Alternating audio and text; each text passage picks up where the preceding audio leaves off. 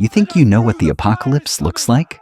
Do you imagine nuclear bombs, asteroids, or the Walking Dead? Forget all of that. That is just Hollywood noise. The real apocalypse is much quieter, and it is far more terrifying than any horror movie you have ever seen. Just imagine, you wake up tomorrow morning and 50% of everyone you know is gone. No explosions, no warnings, only the sound of crows and the stench of rotting flesh so thick you can barely breathe. Fathers abandoning sons, wives fleeing from husbands, civilization itself collapsing because of a bite smaller than the head of a pin. If you think you are brave enough to look death in the eye, then stay right where you are. I am going to take you back to 1347 to witness a death that didn't just kill people, but killed the god inside them. Welcome to the Black Death. But before the darkness fell, let me take you into the light. Imagine you are standing in the center of Paris or Florence in 1340. This cathedral is the light of the world. Let no man obstruct its rise. Take a deep breath. Can you smell it? That isn't just wood smoke or spices. That is the scent of prosperity. Hail to the crown! May our larders never empty. Cheers! You are living in the golden age of the medieval world. Look up at the sky. Gothic cathedral spires are soaring high, piercing the clouds. Humanity has never felt so powerful. Old Roman walls have been shattered by a population explosion. Cities are spilling out like floodwater. You walk through the markets, silk from China, gold from Africa, spices from India. The world has been reconnected. A massive network, a medieval internet powered by horses and sails. You believe God is smiling upon Europe. The harvests are bountiful. The climate is warm. But you are wrong. The very connection you are so proud of is the noose tightening around your neck. You don't see it yet, but death is hitching a ride on the very silk roads you use to carry your riches. The camera pulls back from Europe, flying east across the windswept steppes of Central Asia. Here, the ground is moving. It's not an earthquake. It's a migration of rodents. Droughts and floods have awakened something ancient, a microscopic killer that has been sleeping in the earth for millennia. It is awake. Put yourself in the boots of a soldier on the walls of Caffa, Crimea, 1346. Outside, the Mongol army is besieging you. But something is strange. The enemy's war cries have gone silent, replaced by moans of agony.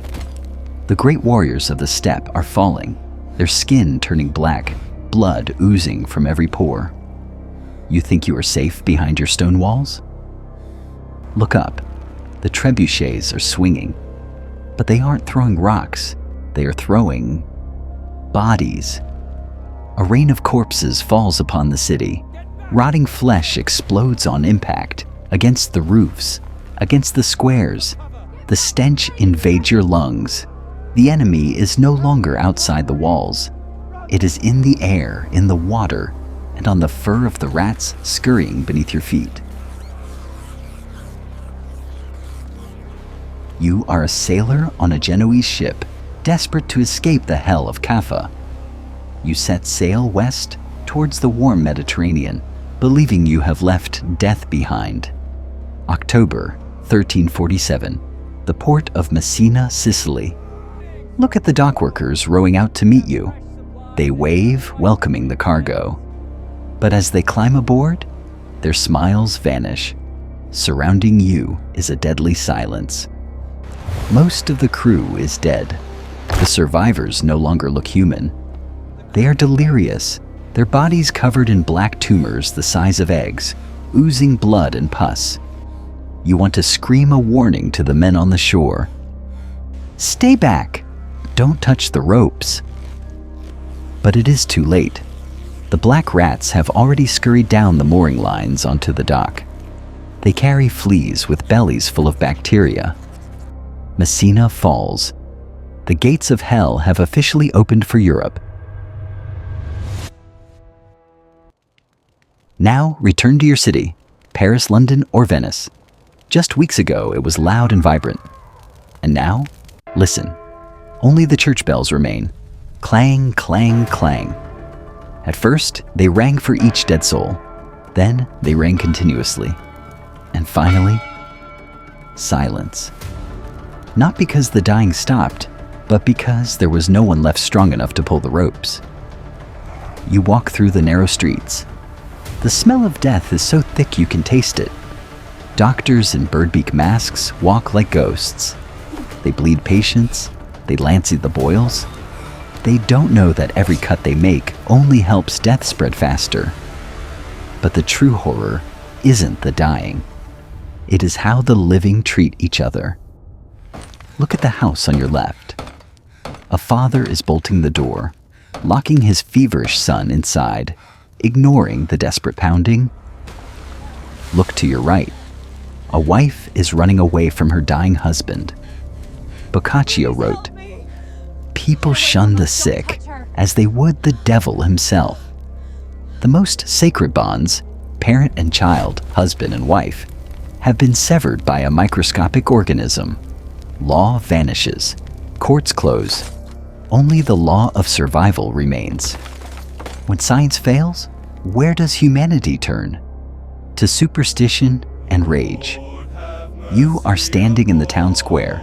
A procession of shirtless men enters. They hold leather whips with iron spikes, lashing their own backs until blood streams down. They believe God is punishing mankind, and they must torture themselves for forgiveness. Their blood sprays onto the crowd, ironically carrying the plague to new lands. But self-torture isn't enough. The mob needs someone to blame. They whisper that the Jews have poisoned the wells. A crazy conspiracy spreading faster than the disease. You see the pyres being built? Entire communities are burned alive amidst cheers of fear. The Black Death didn't just kill people with bacteria. It killed humanity with fear. Leave the city. Go to the countryside. The scene here is even more haunting. Golden wheat fields rot because there is no one to harvest them. Cattle wander aimlessly and die. Nature is reclaiming its territory.